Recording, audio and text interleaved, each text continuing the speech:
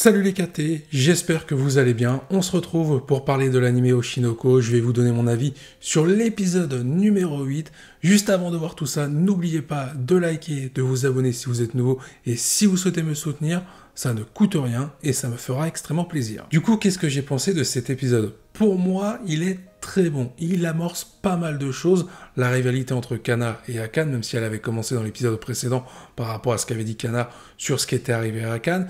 Mais au-delà de ça, cet épisode nous présente une notion, la vérité qui peut être tout simplement transformée en mensonge. Et on nous démontre dans cet épisode que justement, il n'y a qu'un pas entre la vérité et le mensonge.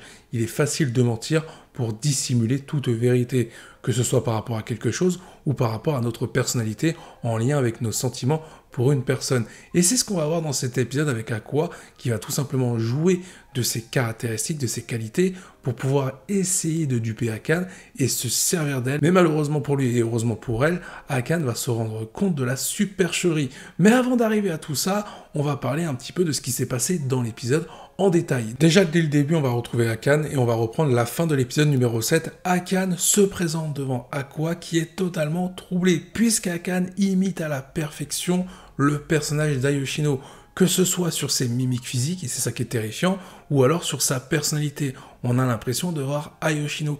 Et c'est le cas pour Aqua qui est complètement déstabilisé. Il ne sait plus s'il a affaire à Ayoshino ou tout simplement Akane.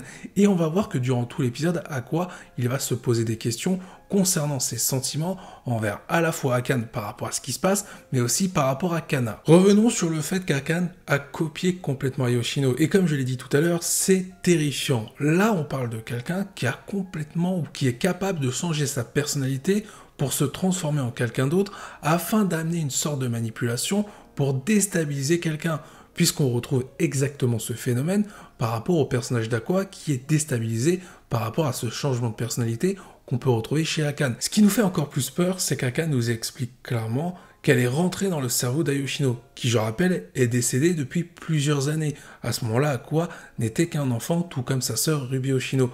Akane a observé tout ce qu'il fallait, que ce soit sur les vidéos, sur les textes, elle a tout appris d'Ayoshino pour tout simplement la reproduire. Elle est rentrée carrément dans la profondeur de ce personnage. Et c'est ça qui va intéresser Aqua en fin d'épisode, puisqu'il comprend que si lui n'est pas parvenu à se rapprocher d'Ayoshino, de comprendre ce qu'elle était alors que lui était son fils, et même à l'époque, lorsque c'était le médecin avant de se réincarner en Aqua, il n'a jamais su ce que représentait réellement Ayoshino, ou plutôt ce qu'elle faisait réellement. Il comprend qu'Akane va lui être utile, parce que si elle a réussi à percer tous les mystères d'Ayoshino, alors ça va forcément servir à Aqua pour ses objectifs, notamment le fait de retrouver le responsable de la mort d'Ayoshino. À ce moment-là, on se dit où se trouve la vérité, et puisqu'on est sur un jeu de manipulation, d'un côté on a de la manipulation de personnalité du côté d'Akane par rapport à ce qui se passe et par rapport au fait qu'elle reproduit tout ce qu'a fait auparavant Ayoshino, et de l'autre côté on a de la manipulation pure par rapport à des sentiments. Aqua va se servir des potentiels sentiments que peut ressentir Akane envers lui pour la garder à ses côtés. Il va essayer de jouer sur ses sentiments pour lui faire comprendre qu'il est potentiellement amoureux d'elle, mais en plus de ça, ce qui l'intéresse le plus, comme je l'ai dit, ce sont ses objectifs. Quitte à faire du mal, il s'en fiche, il veut réussir à retrouver le responsable de la mort d'Ayoshino, quitte à faire du mal à Akane par rapport à tout ce qui s'est passé auparavant, parce que quand on connaît l'histoire d'Akane, sur ce qui nous a été présenté dans l'anime et sur ces derniers épisodes, on comprend qu'Aqua, au final, est-ce qu'il a des scrupules ou pas? On peut se poser la question. Mais malgré tout, dans cet épisode, on va quand même nous montrer qu'Aqua, ce n'est pas un mec sans scrupules. Il se pose des questions sur ses sentiments envers les autres. On va voir qu'il se pose beaucoup de questions par rapport à ce qui se passe concernant Akane, et il va essayer de comparer sa relation avec Akane par rapport à celle qu'il a avec Kana. Et c'est ça qui est très bien dans cet épisode, c'est qu'on nous tient aussi les spectateurs en haleine. On ne sait pas si Aqua est amoureux d'Akane, et on ne sait pas si Aqua ressent quelque chose pour Kana. Jusqu'au bout, on a l'impression de croire qu'Aqua est amoureux d'Akane et non pas de Kana. Honnêtement, en fin d'épisode, j'ai plus l'impression qu'Aqua est amoureux de Kana, et que Kana, elle, croit que Aqua est amoureux d'Akane. Au final, Aqua, en essayant de se servir, c'est comme ça que je le vois, en essayant de se servir de Kana pour essayer de comprendre sa nature relationnelle vis-à-vis d'Akane, il a créé une rivalité amoureuse entre Akane et Kana, en plus d'une rivalité professionnelle par rapport au domaine où se trouve Akane et Kana. Alors pour ce qui est de la rivalité professionnelle entre Akane et Kana, cette rivalité est déjà installée depuis quelques épisodes. J'en ai parlé un petit peu tout à l'heure, dans l'épisode précédent, Kana s'était réjoui qu'Akane s'en était sortie, qu'elle n'était pas morte suite à sa tentative de suicide. Néanmoins, elle ne va pas se réjouir surtout concernant Akane, puisqu'elles sont dans le même domaine, et donc concurrentes. Elles veulent toutes les deux devenir actrices. En l'occurrence, si Akane s'écroule au niveau de sa notoriété, ça va arranger les affaires de Kana, ce qui est logique. Moins de boulot pour l'une, plus de boulot pour l'autre. Mais aussi, et c'est logique, plus de lumière sur Kana. Donc oui, Kana est contente qu'Akane ait survécu, mais en soi, ça reste une concurrente. Elle ne va pas se réjouir si Akane réussit tous ses projets, alors que Kana à côté est en train de piétiner. Il y a quelque chose aussi, en restant sur le personnage d'Akane, que j'ai bien aimé dans cet épisode par rapport aux épisodes précédents. On nous avait montré un personnage en difficulté sur tout ce qu'il entreprenait. On voyait que Akane, tout ce qu'elle faisait était en vain. Elle subissait pas mal de critiques, et là, dans cet épisode, on est sur une opposition. On voit que Akane réussit tout ce qu'elle entreprend, que le public commence enfin à l'aimer, alors qu'auparavant, elle était détestée, peu importe ce qu'elle faisait en termes d'efforts. Et Kana précise dans cet épisode qu'Akane a toujours été une actrice de génie par rapport à ce qu'elle faisait et qu'elle était capable de prendre la personnalité de quelqu'un d'autre. C'est ce qu'on retrouve dans cet épisode par rapport à la déstabilisation d'Aqua lorsque Akane prend la personnalité d'Ayoshino.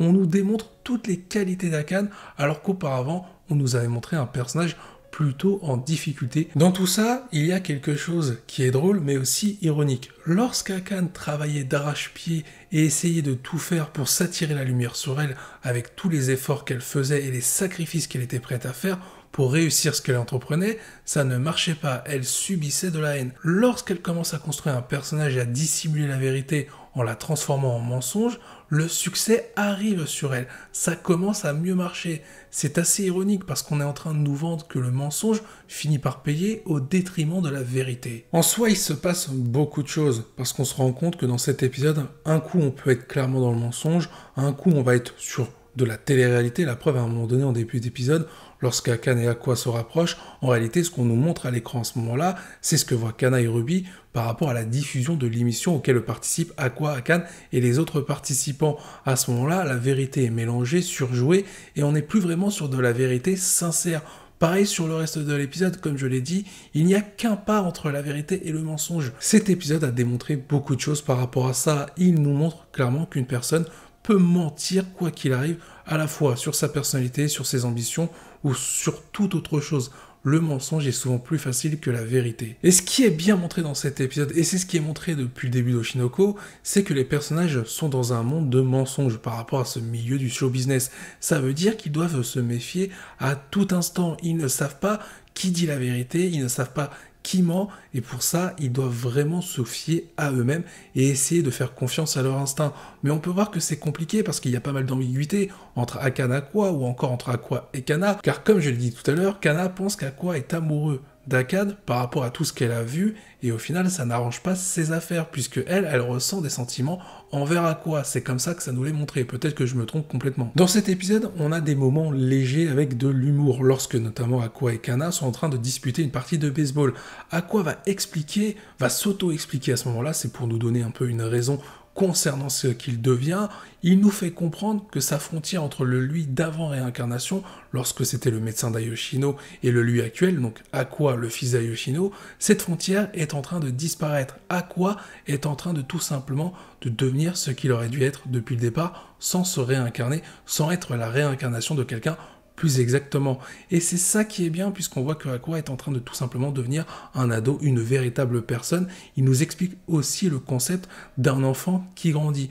On retrouve ce même phénomène par rapport au personnage d'Aqua, et c'est très bien expliqué, et on a hâte de voir ce que va devenir ce personnage par rapport à tout ce qu'il est en train de vivre. Normalement, pour rester un peu sur le personnage d'Aqua, à partir de l'épisode numéro 9, on va avoir une avancée sur l'intrigue autour de la mort d'Ayoshino, puisque vu que l'émission de télé-réalité est terminée dans l'épisode numéro 8, Kaburaji va devoir apporter des réponses à Aqua, qui lui a rempli la part de son marché en participant à l'émission de télé-réalité.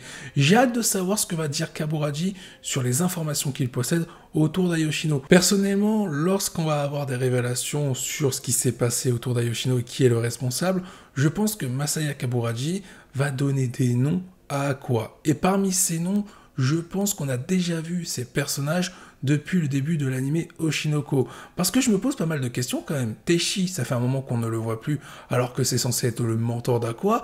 Ça pourrait être le responsable caché de la mort d'Ayoshino. Ce serait un petit retournement de situation. Mais au-delà de ça, il y en a un autre qui n'est pas réapparu et qui n'a pas donné signe de vie depuis un moment. C'est le personnage d'Ichigo, qui était proche d'Ayoshino par rapport à sa société Ichigo Production. Depuis, c'est sa femme qui s'en occupe. Il est passé où celui-là? J'ai hâte de suivre tout ça avec les thématiques qui nous sont abordées. J'espère que l'intrigue autour de la mort d'Ayoshino va nous réserver encore plein de rebondissements et de retournements de situation.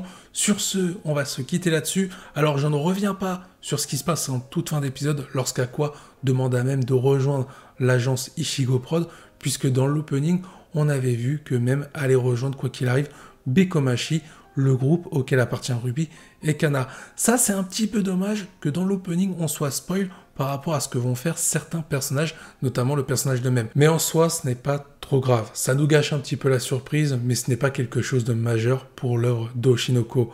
Il est temps de se quitter. Je vous dis à la prochaine. Portez-vous bien et n'oubliez pas que la volonté du KT soit avec vous.